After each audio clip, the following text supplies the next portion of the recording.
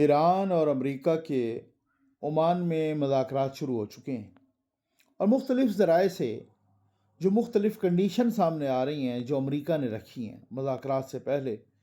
کہ ایران یورینیم کی افزودگی نہیں کرے گا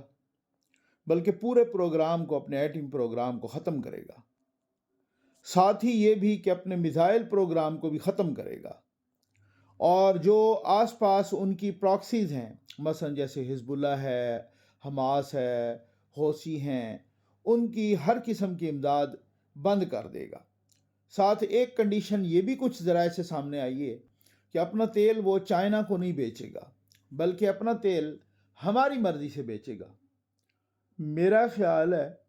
ہن ایک ہی کنڈیشن راندی سی، انہیں شکر ہے اے نہیں کہا،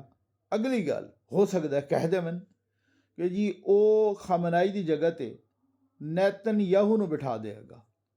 اب یہ تو سیدھی سیدھی بات ہے نا کہ ایران نے تو نہیں ماننی یہ کنڈیشن، تو جب بھیڑیے نے کھانا ہو تو اس طریقے سے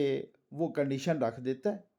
اور جب حملہ کرنا ہو، کیونکہ وہ اسرائیل کے کہنے پہ ہر صورت میں کسی نہ کسی طریقے سے چھوٹا بڑا علامتی کسی طریقے سے حملہ کرنا چاہتا ہے،